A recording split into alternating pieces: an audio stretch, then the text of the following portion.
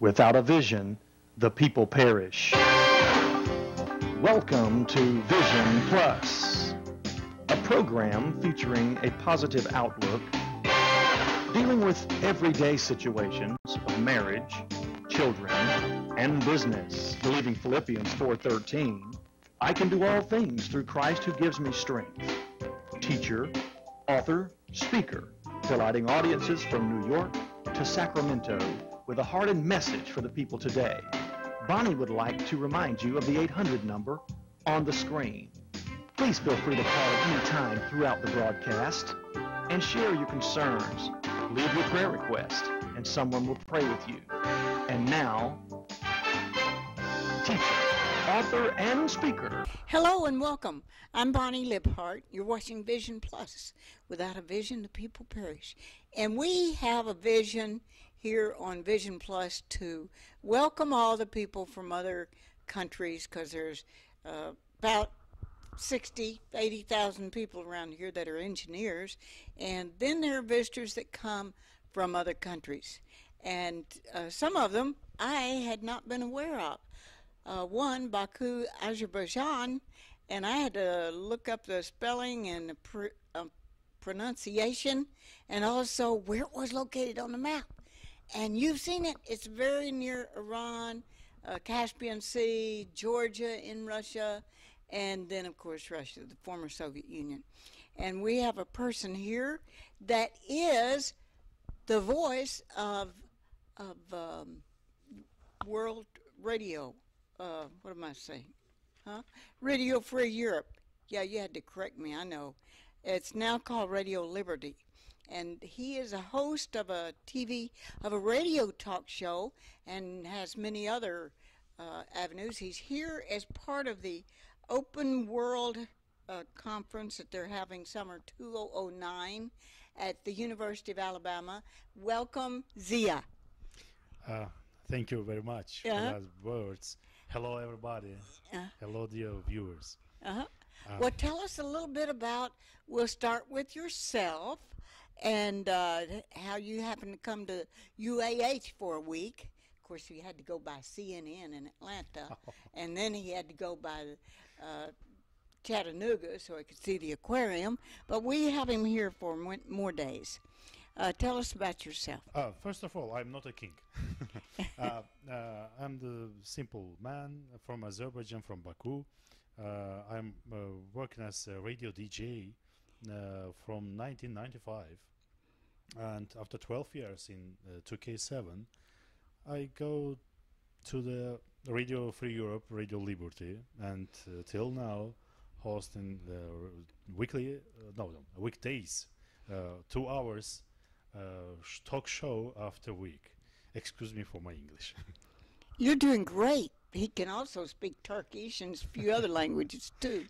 So we're the ones to be ashamed that we don't know the languages as many as we should, and don't even do a good job. We're still Southern English, so not even the good English like over in England. Thanks a lot. Okay, tell us a little bit about what you moved to in Radio Free Europe and Radio Liberty. You mean which reason yes. moved me? Because the weekly, I hosted the weekly top 40 in private radio station, and after 12 years, of course, I think about the more serious level in my career, in my job, and in the moment I had invitation from Radio Free Europe, Radio Liberty. I am directly say yes, I'll go to that radio. Then we had talking about my program, about the project, about the budget, of course. And then after 1 month, I began my show on that radio. Now, tell me about your show. What all do you do? You select the guests? I talking like you talking now with yes. me. I talking with some politicians and some economy analysts, some experts in any topics And my program's name is After Work. Every people after work sat in this car, because now we can't translate our programs via FM in the cars. It's so sad for us, but we try to talk with some experts in our studio, some government representatives and independent politicians in studio about the actual problem of our society. Of course, the big problem in the world, of course, we talk about economic crisis in the world. We know about the economic crisis began from USA and goes to the whole of the world, the rest of the world. Every day I talked approximately with 8 people, 8 experts in totally in my program in 2 hours. And after work, the people wants to listen the review of the day, what's happened, and what say other experts about that problems, about that topics, about that headlines. Also, we have the breaking news, as the rest of the world. It's more difficult for us because we must to invite guests the 1 hour before the program, half of hour before the program, but we do it. Mm-hmm. So the guest doesn't know they're going to be on maybe the day before, because 1 hour, half hour before the program, you say, hey, we're going to talk about the economic crisis and blame the United States for starting this. We have a unique experts. And then you're going to, so how did you explore, let's say, the economic crisis? What are some of the avenues of answers? You know, in my country, the economic crisis, not every citizen of my country don't feel economic crisis on himself, and because our economy is closed economy, not integrated in the world economy, but we have some down prices in my country. We have some down prices for realty, real estate. Yes, real estate, and also we have, but we haven't the down prices in some services. Services are very expensive in my country, very expensive. Example of the services is touristic services. For example, you know Antalya in Turkey, you know Bodrum in Turkey. We have the same territory, the same resorts in my country, but the prices in my country's resort zone expensive than like hotels and like hotels, shops, like shops, other services, shops, especially shops, because you can buy the T-shirt in America for $5, and we have to buy in my country the same T-shirts for $20. Can you imagine? Except in your country, your money is worth more. Our money is worth less. For now, yes. Yes. For now, yes. But we began from 1 to 1. Now we have our national money, manat, and 1 manat now equal $1 and $1.25. $1 and $1.25. Yes. So for every one, what I would call dollar, but it's a monarch, right? $1, it's a dollar and a quarter for each one of yours. Except that we have lower prices in the United States for many things. Yes. For clothing and some other services. But your salaries is more is more biggest than more higher than the salary in my country. Mhm. Except for me here on the show, because I pay for the time, but I know what you mean. For a school teacher or a doctor, now wait a minute.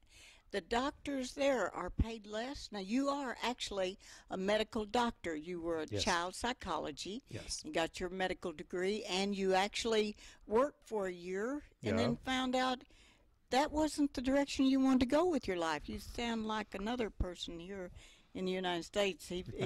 His uncle was a doctor, and Norman and his dad and everybody said, "Oh, Norman's going to be a doctor like his uncle." He was a doctor for 10 years when he said, "I don't want to work with sick people. I want to work with well people." Yeah. So you were kind of like that. I don't really want to work with the. But what was the reason? What was one real reason in addition to that? The bad system of our medicine, because in generally we haven't the system. In America, any jobs, any opportunities, any square of life and a part of life have a system. But in Azerbaijan, the medicine having a system. I was a doctor for 1 year at 1999, at the end of 20th century. But I saw the bad situation when some doctors made anything and everything for their salary, because the old system, I don't know about that present system, but old system when I worked, Which is only 9 years ago. 1999. yes, Uh-huh. 10 years ago. Yeah, 10 years ago. My head of in the hospital make every child as a first phase imbecile. Mhm. Yeah?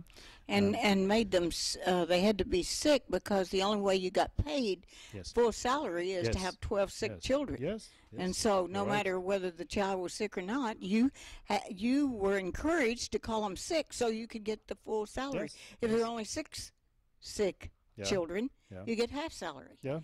And so it was kind of like people selling cars on commission here in the United States. Child had to be sick. You come here, you're going to Yeah, be sick. Yes. Yes. So you said you didn't like that system. Yeah. Did you not realize it when you were going to college for all those years to become a doctor? Yes, I have finished the University of Medicine Mhm. of Azerbaijan, named by Nariman Narimanov. Maybe later I say you what he was. But I'm happy. In any case, I'm happy. I have 6 unbelievable years in medicine, in medical university, Mm-hmm. because that is my students' years. Mm-hmm. Then I go to journalism, because I say bye to medicine because of that, Mm-hmm. of that, and that's why I go to journalism. And why did you go to journalism?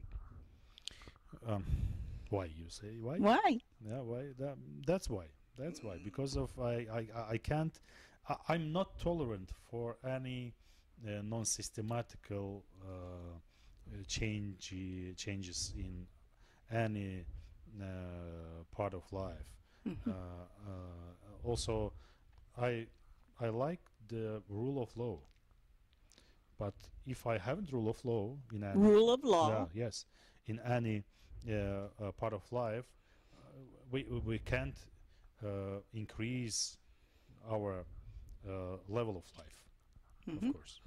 So by studying journalism and going into journalism, whether it's print or radio or television, broadcast journalism, you have an opportunity to make yourself and your people's lives better, because especially with Radio Free Europe or Radio Liberty, you're now telling the truth to people who want to hear what's really going on, rather than just what some politicians want to tell you is going on. Yes. Yes. So They say, oh, we do it, we will do it, and just promise. But his promises, only promises. Only promises. Never comes about. Without action. Mm-hmm.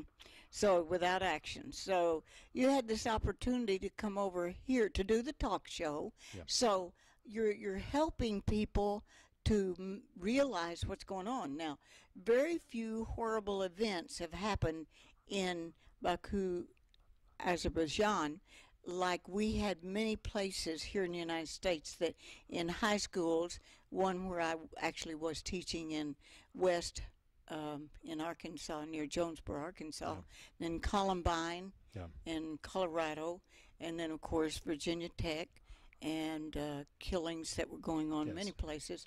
And it had not happened, but then one day it did happen. Yeah, months ago. Months ago, approximately, at April 30, we had that tragedy in our oil academy, State Oil Academy. I don't know how to say, crazy man or no crazy man, unnormal, in any case, a normal man entered into the oil academy and killed 13 people. Yeah, and another 13 injured. Another 13 injured. So this person was not a school, didn't go to school there. No. And then not in any way associated with the school. He was from Georgia. What do you think, actually, in Georgia? Now that's in the Slavic countries, Georgia, not Georgia here in the United States. The other Georgia. Yeah. Our neighbor. This Georgia was named after that Georgia.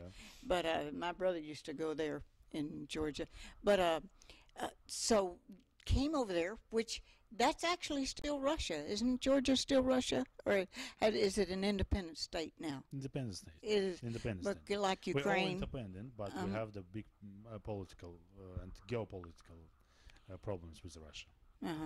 So you think there's a possibility there was a connection between her being sent from Russia from Georgia by the Russians to cause trouble in Baku? Yeah, it was once in history, twice in history. It was at 1920 when we lost our first independence. And it was in 1990 at 20th January when a Russian soldier killed 129 people in the streets of Baku, and then we made our independence again after that tragedy. Gained it again, and then this happened just a month ago. That you asked about 13 people, yeah. That tragedy may be managed by Russia, but that is one of versions. Versions by our investigations bureaus, investigations people. Other version is that boy was unnormal. Psychology is unnormal. And maybe that, but we know that he wasn't alone. He wasn't alone. So there were others that were shooters also. Yes, and others, and policemen caught some people. Now he killed himself, didn't he? Yes. Official version that is, but we don't believe finally in that. Finally, we don't believe in that. Now we can only wait the finish of that process. The research and investigation. Of course. Now, had you not had Radio Free Europe, Radio Liberty, would it be that would have been covered up and not given out to the world? That the truth would not have come out? Is there a possibility that without Radio Free Europe, the voice of Radio Free Europe and Radio Liberty? Without, it's possible if other journalists in other channels are brave. If they brave, but we have another problem: the freedom of speech. Yes. And our Radio Liberty, Radio Free Europe, try to make everything for that freedom, for freedom in any case. for freedom of speech, the rule of law, and other aspects of democracy. Other channel, other private channel depends on government, because government control all situation in Azerbaijan, all situation. Controlled all the media, except for not directly, of course, not directly, because we have the private TV channel and radio stations, but we know some facts about controlling. Control. Yes. So you are being able to get out. Now, there's how many Radio Free Europe languages that this goes into? Now 28 languages. 28 languages. Because we've had people to come over and tell us about Radio Free Europe, but we're really excited that it is available and that you are a part of that. I'm so happy for the University of Alabama in Huntsville to participate with Open World, so that you had the opportunity to come here and we could learn more about it. Yes. Now, what are some of the other things that you have uncovered that possibly could have been not revealed if you hadn't have had Radio Liberty? But some of the way politicians are, or maybe. Yeah. Maybe. Because it appears that in the United States we're going toward nationalized medicine, nationalized banks, nationalized police force. Yeah. Everything is going that direction unless someone stops that. Yes. So that we won't have socialized medicine and socialized, nationalized banks, that we have freedom, that we can continue with that freedom. Now, you wanted to come to the United States, didn't you? Yeah. Yeah. Yes, I did. Tell us a little bit about your family. Your dad's an architect. Yes, my dad is an architect, and my mother was biologist. And biologist. Biologist, yes. Sorry. No, that's okay. And I have two sisters. Also, I'm married. That's right. I have 6 years old son. He goes to school, and he learning English. Good. Yeah. He can help. You can help him with his English, or vice versa. Sometimes, but sometimes he say me some words which I don't know. Yes. Now, and your wife works in research. Yes, researcher. He was studied as a political sociologist. Political Sociologist. Sociologist. Yes. Yeah. Okay. We both are having fun with some of these words, but that means that she is studying what's going on and researching what's happening in Baku. No, it's difficult to research in Azerbaijan, because that research results don't make some changes in society. Don't make. But first you have to have it researched and documented before changes can be made. Yes. You can't just change it and say, oh, let's just have a certain thing without some research. The research must come first. So she's doing the initial part. I have impression that the people agree with that situation. Yes. And also I ask myself why I don't find any answer. For what? Why? For that questions. Why people agree with situation?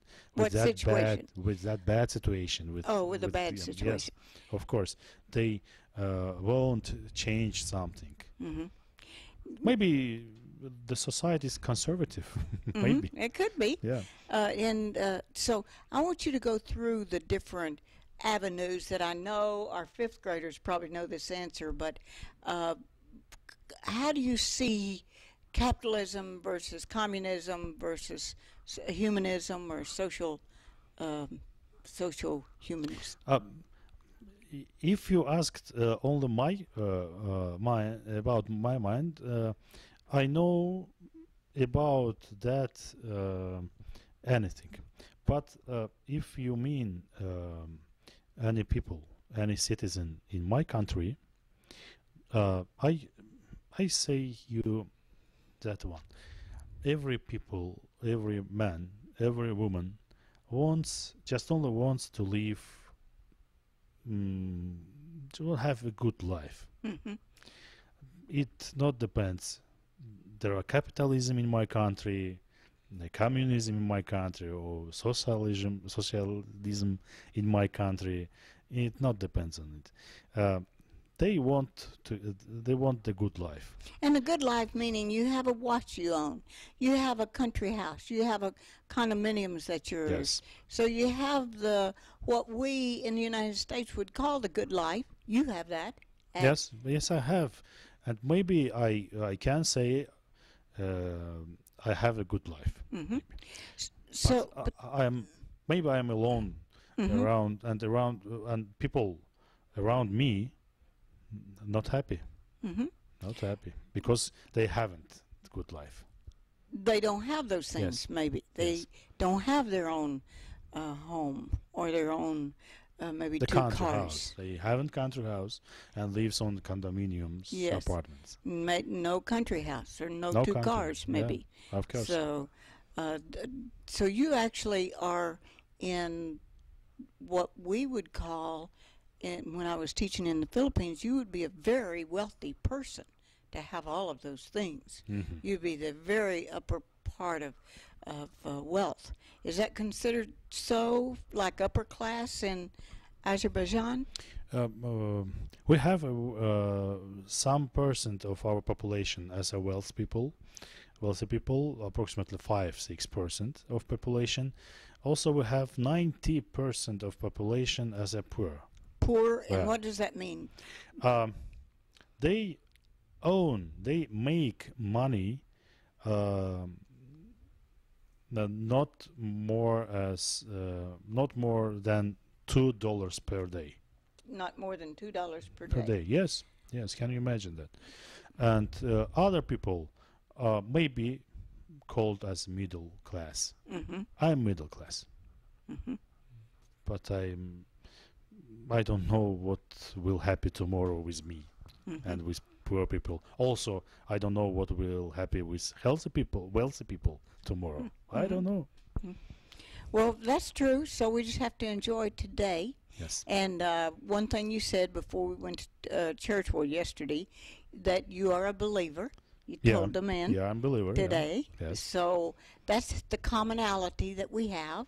So we can start with what we have in common and go for the better life. I do want to encourage you.